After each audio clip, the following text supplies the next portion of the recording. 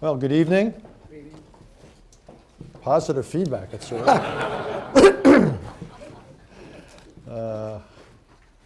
Welcome to the Council on Foreign Relations.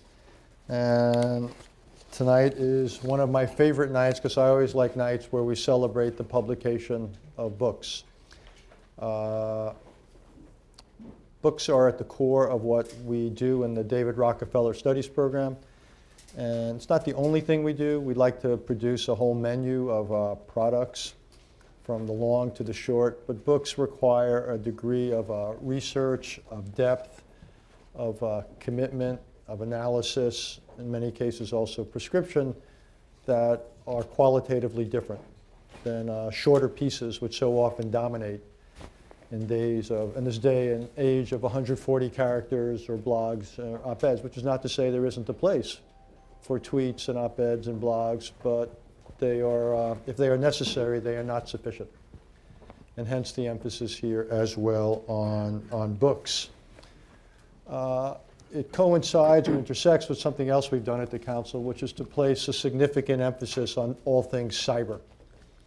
I grew up in a different generation, and one of the big intellectual challenges of that era was how to regulate the technology that was nuclear weapons.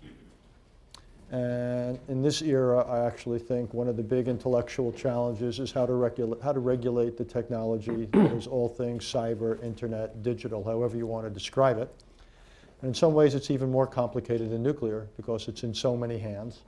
And its civilian role is far more profound than would be its nuclear counterpart. And as is often the case with things global, it's how to encourage and protect and promote the aspects of it that are benign and contribute, and how is it to push back against those aspects of the technology that are anything but. And I would simply say the intellectual challenges are considerable, and it's one of the reasons we've made things cyber at the Council one of our biggest intellectual commitments. And it just so turns out that this week is Cyber Week. Tonight we've got this new book, Dark Territory, subtitled The Secret History of Cyber War, by Fred Kaplan, who spent a year here in our midst as the Murrow Fellow, which is our annual fellowship for someone of the media, and I think one of the more important programs that we do.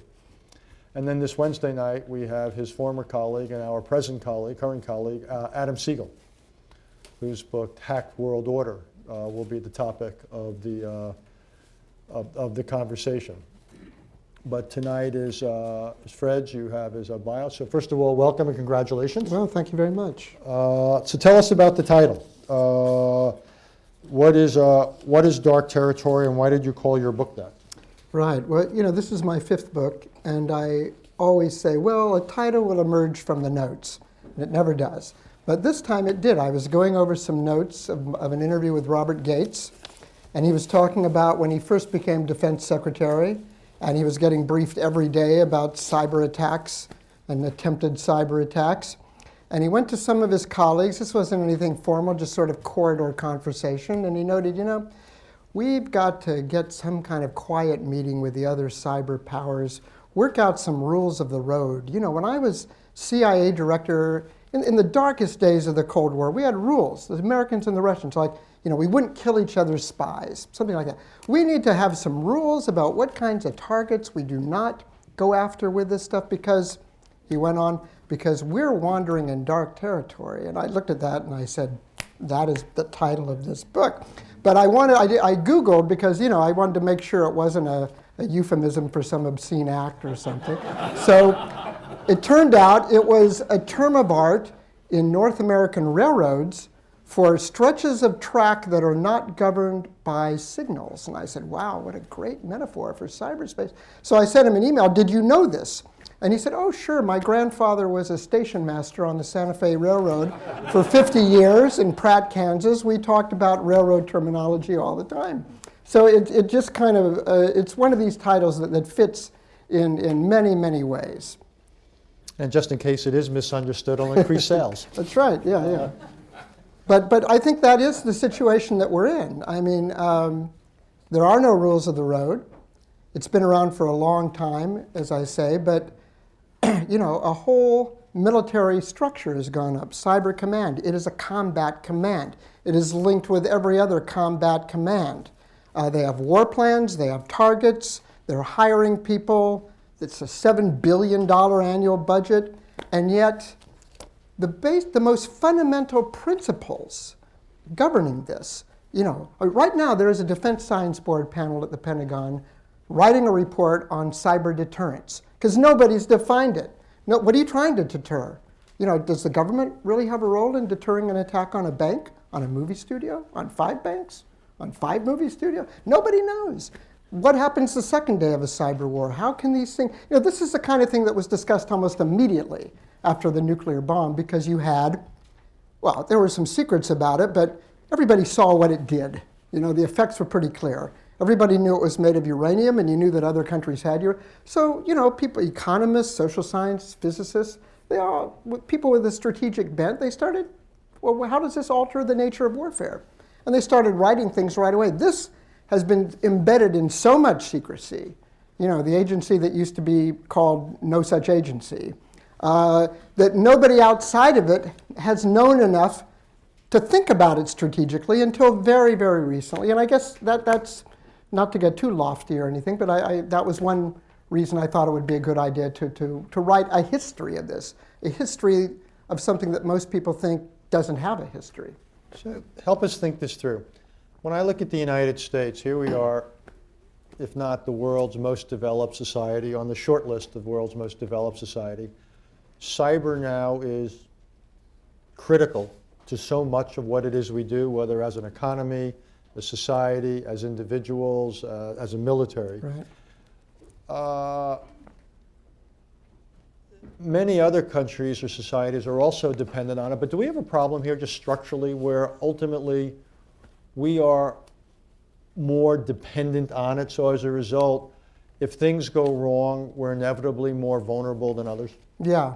We're better than any other country at cyber offense. It's a more developed machinery. Other countries are pretty good too, but we have the best for that. At the same time, it's like we have much better stones to throw at houses, but our house is much glassier than anybody else's house. So it can be wrecked pretty badly by much less capable stones. And this grew up unthinkingly.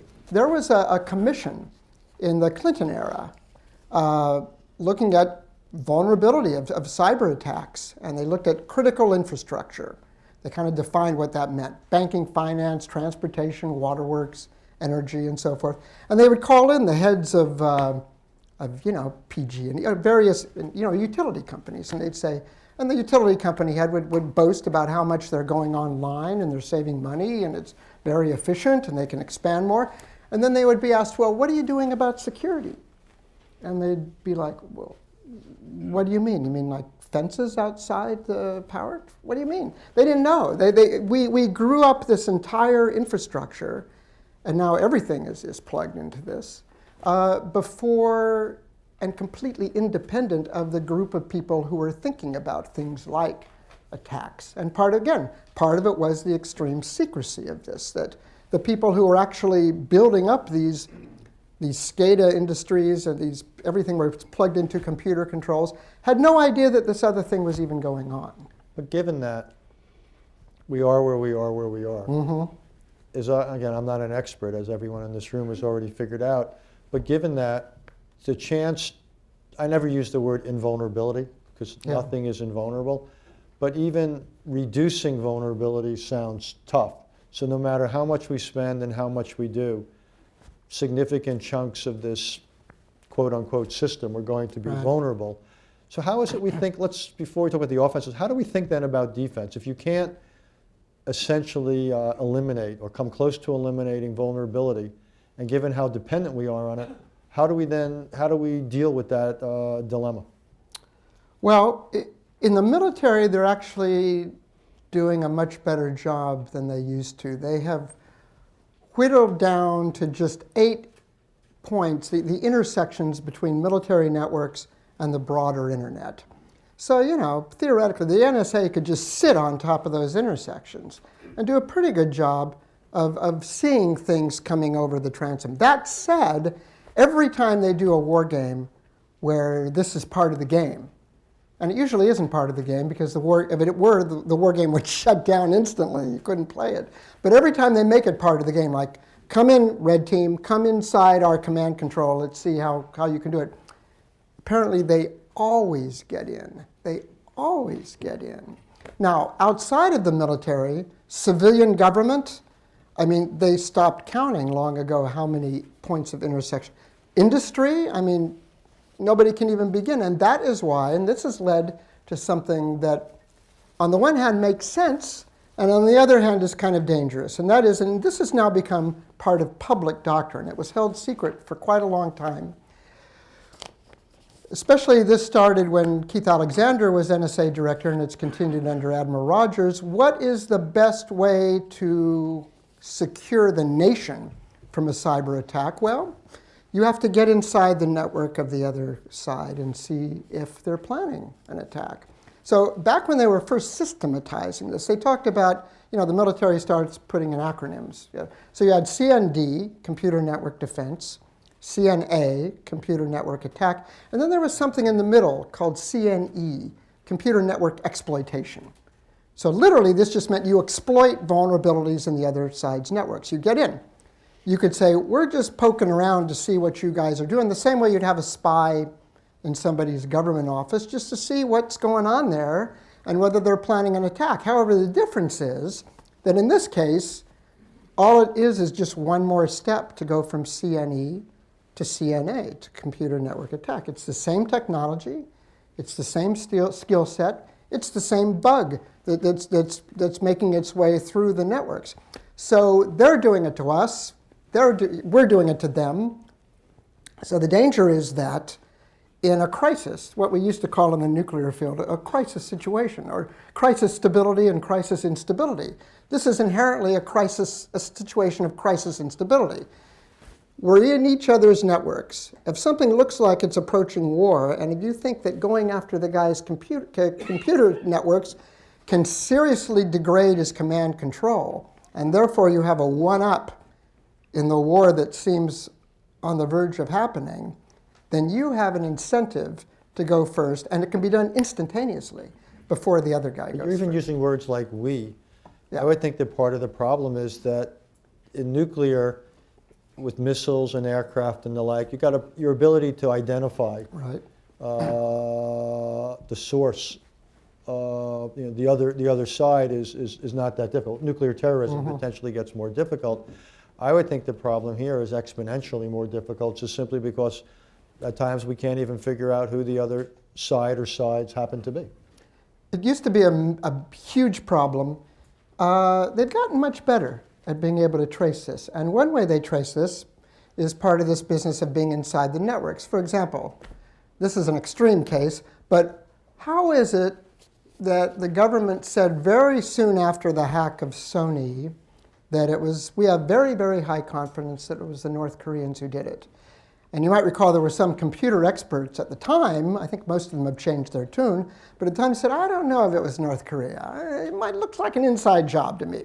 Well, the reason why they knew that it was North Korea is that the NSA had hacked into North Korean networks for quite a while. Now, they weren't monitoring them in real time, because there's no need to, but they could go back through the files, and this shows you how inside this is. The people in the NSA could watch on their monitors what the North Korean hackers were watching on their monitors while they were doing the attack. And I am told that when the Chinese hack into certain military networks here, they can kind of do the same things. The level and depths of penetration are pretty extraordinary. So let me ask you one more question then on this area, and then I'll broaden it, which is when you look at where we are, but more important, where we might be, and you see what's going on with both the advance of the technology, the proliferation of the technology, and so forth, are you at all optimistic that almost to use the nuclear parallel again, we can set up rules of the road that deter and discourage certain kinds of behaviors we don't want to see? is your sense that's just a bridge too far? There's too many players, these things are too dispersed.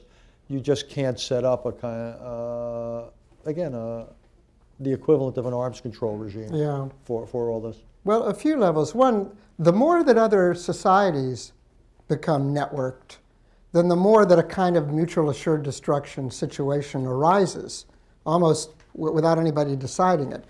But you have some countries that they're a long ways from there. Iran, Syria, North Korea. There are about 20 countries with explicit cyber units inside their militaries. I mean, some a lot better than others, but it's growing up in governments that aren't very well plugged in. With the Chinese, because now it's come out in the open, we're kind of at a level where we are currently talking about perhaps setting up a forum which might decide what kind of agenda might be set for talks about, we're about five steps away from... Well, to be fair, though, whether it's implemented or not, it's a separate issue. But the U.S. and China did agree not to do theft of intellectual property. That's right. The thing about that is we don't really steal their intellectual property anyway. But they might steal. Rumor has it they are stealing ours. Yeah. But I forget the exact wording, but that there were some awfully big loopholes in that agreement. But yeah, the fact is that we are talking about it, which is it used to be, Obama's diplomats at every one of these Asian security meetings they'd bring it up. And the Chinese would say, oh, no, we don't do it. We will fight together on this. We don't do any of this. After the Snowden revelations, it became, what are you talking to us for? You do this more than we do. And yeah, that's kind of, they realize what situation they're in vis-a-vis each other. And that is progress of sorts. That's true. So what about, let me throw out then a potential rules of the road. You allow cyber espionage. Right. Because we allow espionage of other stuff. We try to disallow intellectual property theft because that would violate our basic rules of patents and all that sort of stuff.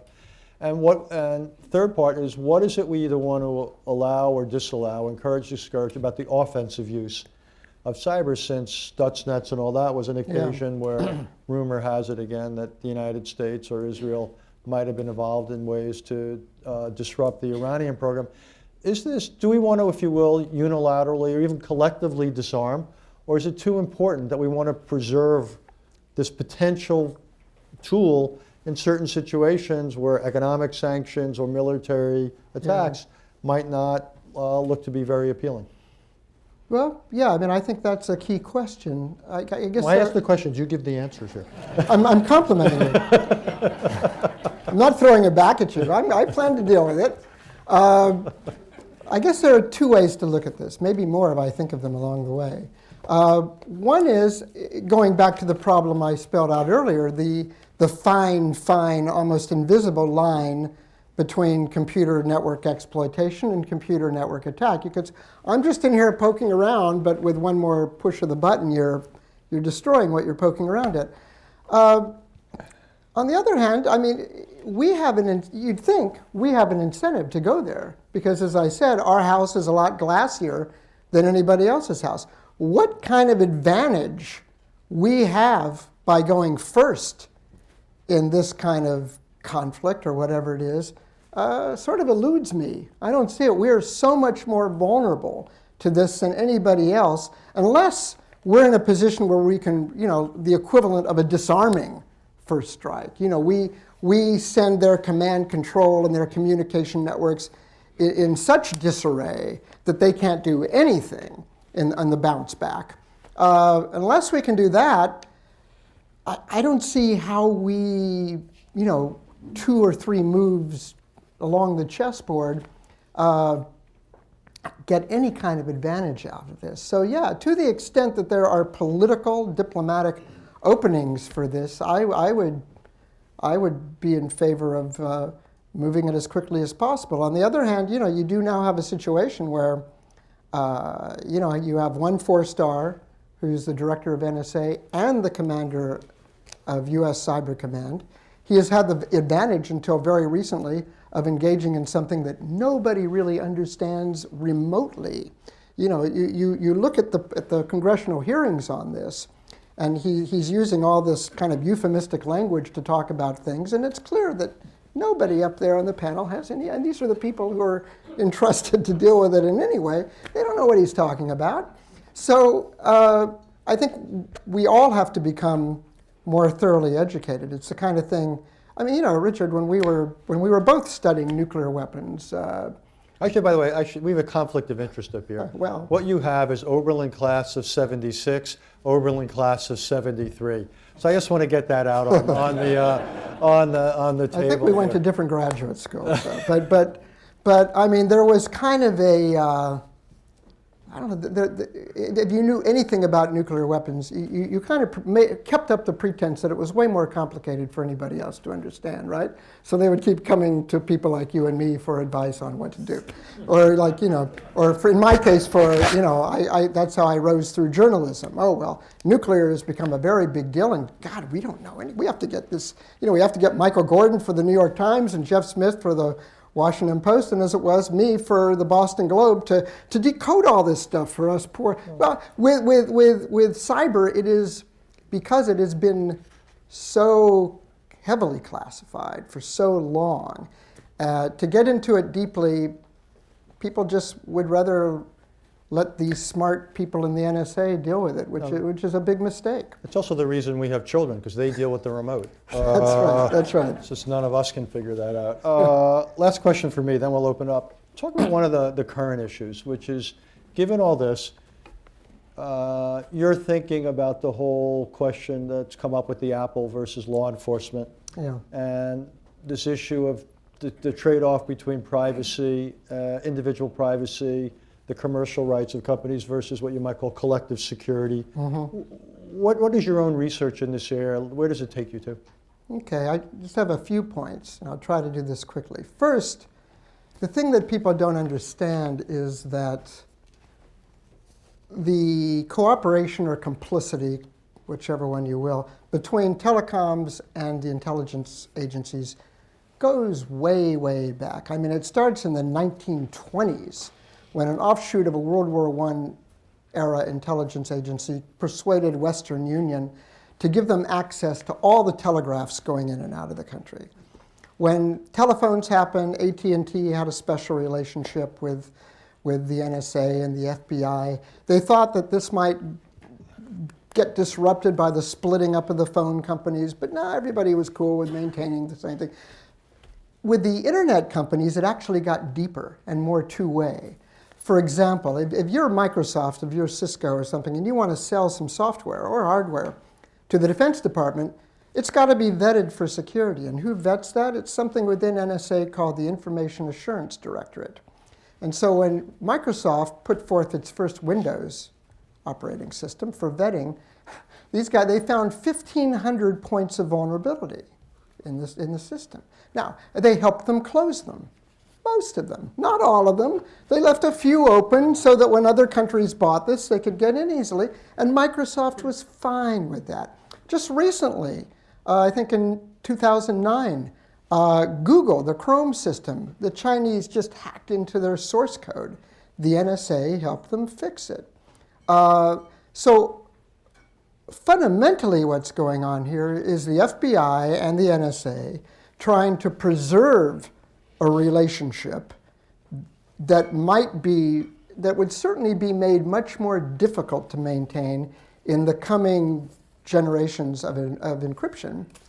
And Apple, specifically Tim Cook, wanting to disrupt it. In fairness to Tim Cook, he's never really been quite as complicit as some of the others. I mean, they have answered to court orders requiring them to open up 70 phones over the past several years.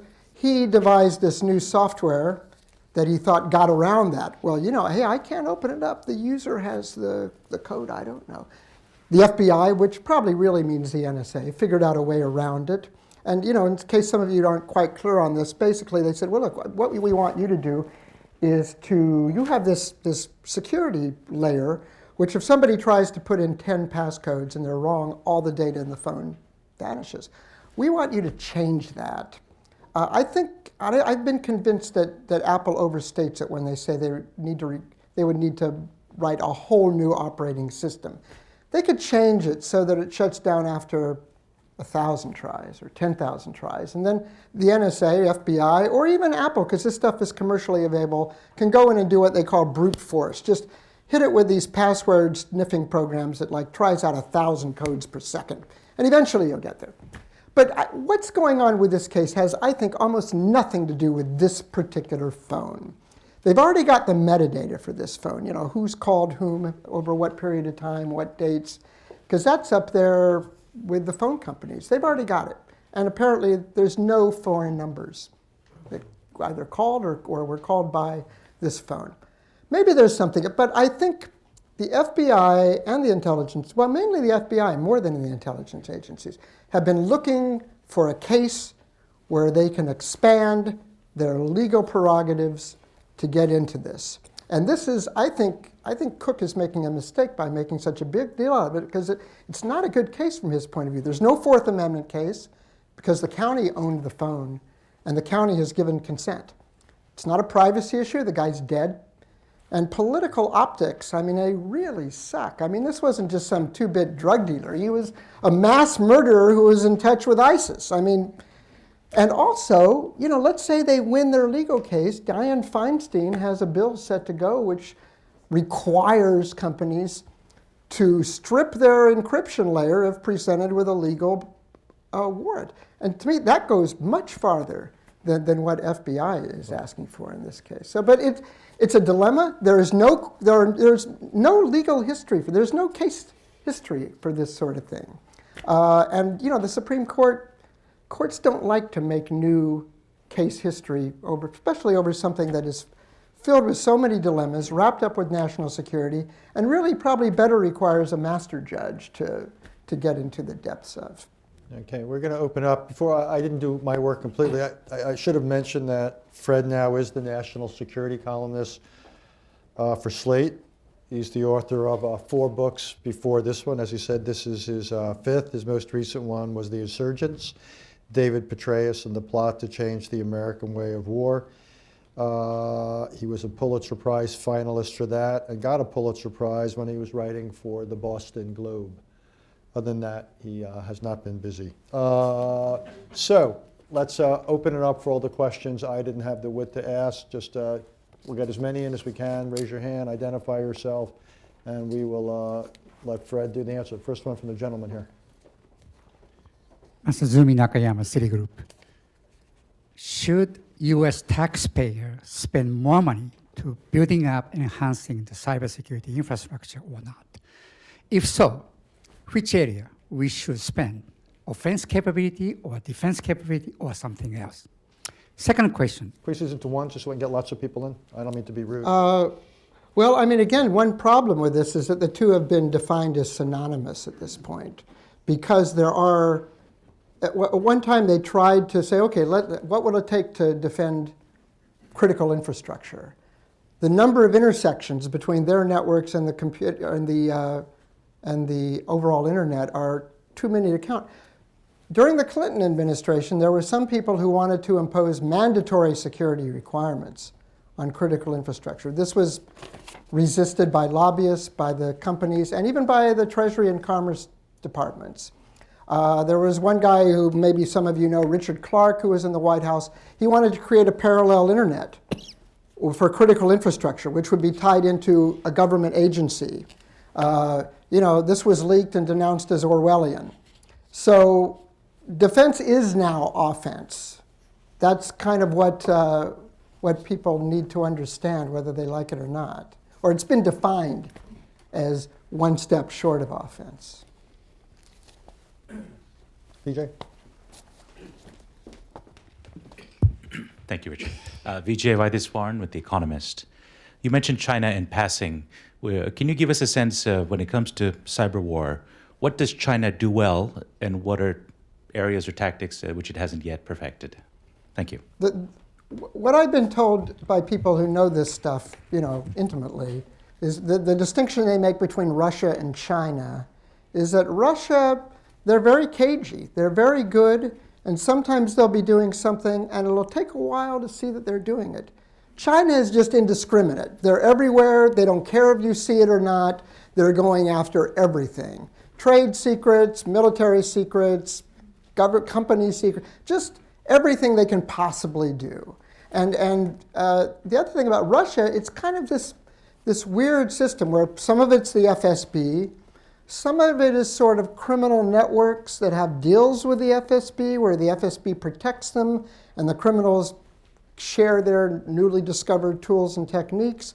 There are also some well-known antivirus companies that might be tied in with this. I don't know. I don't want to get hacked tonight, so I'll leave that alone. But China, most of this is centered in a unit of the Chinese army. They train in this. They have doctrine in this that is very much modeled after American military doctrine, about with a 5-year lag time. They are everywhere. I mean, and then if your implicit question is what to do about it, I mean, I've told people, friends of mine knew I was doing this book, so they said, well, what do you do? What can I do? I say, well, look, if what you're worried about is some criminal or some punk or just a mischief maker, getting into your account, stealing your Netflix code or whatever like that, there are things you can do. I mean, some pretty obvious things you can do, and they tend to work. If somebody really wants to come after you or something you have, and they really know what they're doing, and especially if they have the resources and time of a nation state, there's ultimately very little you can do about it. Even it used to be thought that, well, I'll just unplug this internet unplug my computer from the internet, create an air gap. There are ways over the air gap. It's harder. They'd have to really go to work on you. But if they wanted to, they always get in. Yes, ma'am. Hi, thank you. Mona Abulnaga-Kanan with K6 Investments. Other than the punk, can you talk a little bit more about asymmetric cyber warfare, what criminal and terrorist organizations are doing against us and other governments, and how much we should be concerned about that? Well, in terms of the terrorists, I mean, this has long been a concern. And in fact, starting when some people in the White House began to discover people like the Loft, if you've heard of them, and this guy named Mudge, people, just private citizens, kind of brilliant computer geeks who could do the kinds of things that had previously been thought exclusive to nation states. As far as I've been able to tell, and maybe some of you out there know differently, groups like ISIS, Al-Qaeda, this sort of thing, they're not there yet. They neither have the technical skill nor the money to pay people with the technical skill who would then consent to work for them while knowing that their communications and everything else is so heavily monitored. So I think we're a ways away from a terrorist cyber bomb in that sense. But it's not to say that it isn't out of the question. There are a lot of people out there who used to work at things like the NSA's Tailored Access Operations Office. What if one of them all of a sudden got a screw loose or something? I mean, it's plausible. Movies are written about this, right? So it's not out of the question. In terms of other governments, I mean, who would have thought North Korea, which can barely maintain electricity for its citizenry, would be doing some of the.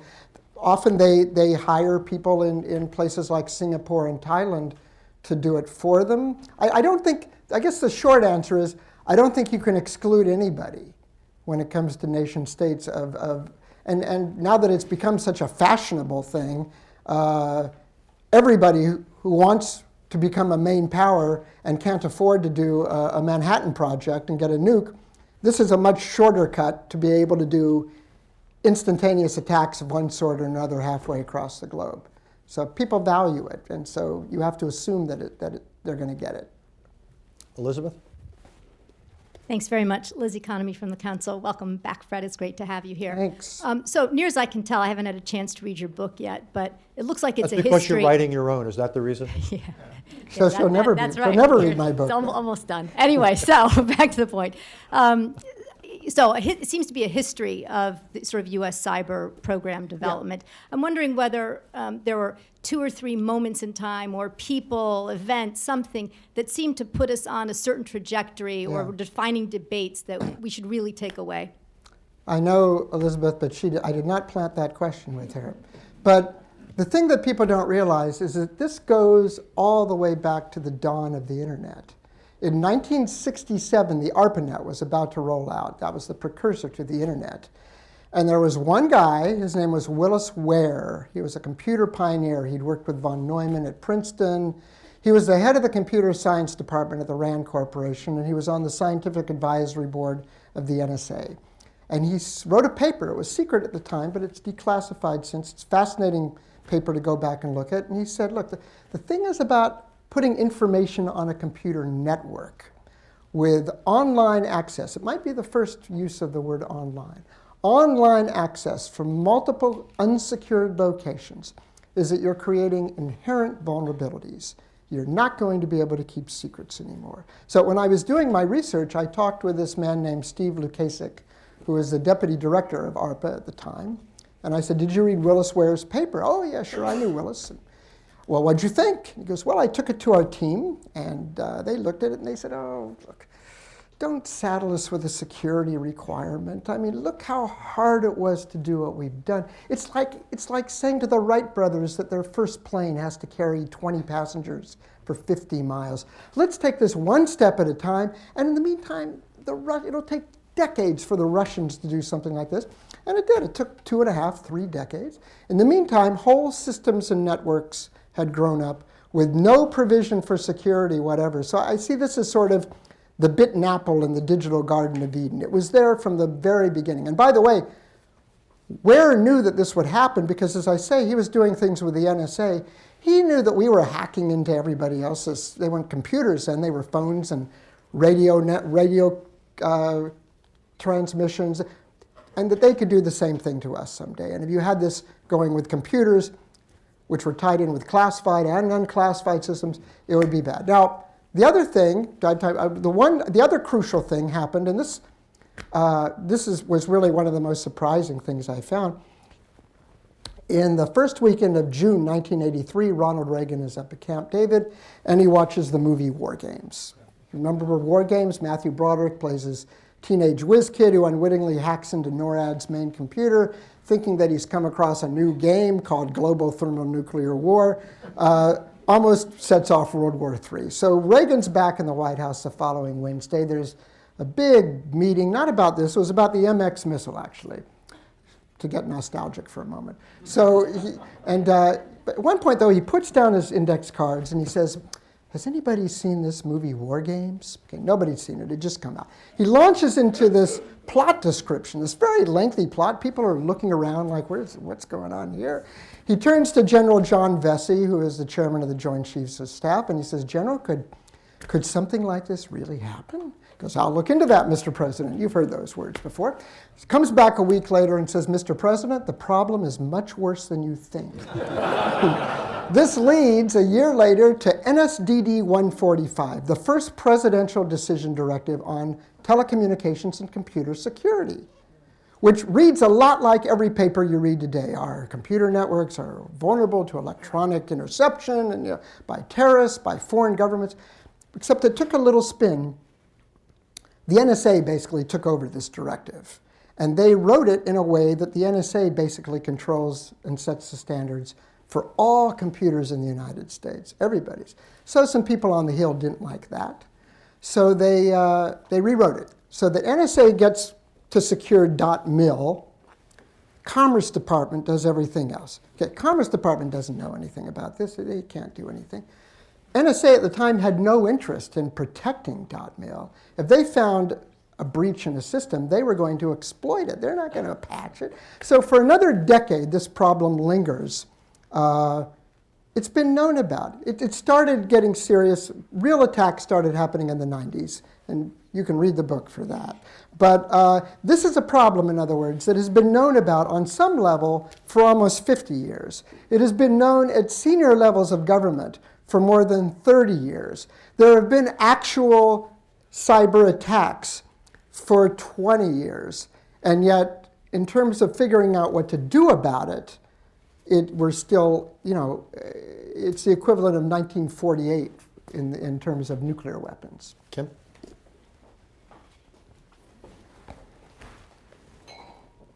Kim Davis from Charles Bank Capital. Could you talk about proportionality in the sense of conventional responses to cyber attacks, both in terms of how we're thinking as to how we might respond and how we might think a South Korea might respond to a North Korean attack? Because it seems to me that's something that doesn't get a lot of talk. It's cyber versus cyber, but that's not the only way that people are thinking about it. Yeah. Well, the U.S. government has said that we reserve the right to respond to a cyber attack with non-cyber means. But you're right. It's not just we're still at a very, and by we, okay, the government, is still at a very primitive state of thinking about this. As I say, there's a Defense Science Board panel going on right now talking about cyber deterrence, and this is one of the things they're talking. To tell you how primitive it is, let me just tell you a story. I was interviewing this guy. This is like my third interview with him. Pretty senior in the intelligence world, especially NSA. I sit down and he goes, "What do you know? What's your thoughts about cyber deterrence?" And I said, "Well, I don't know. That's what I'm talking to a lot of people. Nobody seems to know. I don't know." And he goes, "I was hoping you would have thought about this because I'm on this DSB panel on cyber deterrence. I thought you might want to join." So I'm thinking, if they're asking me to join, boy, they're really in bad shape.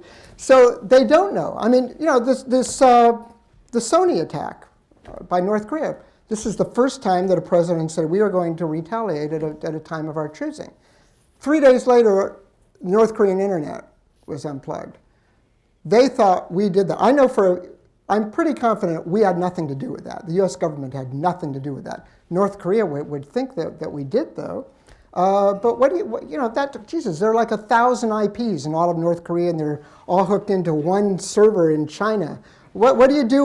What is proportionality?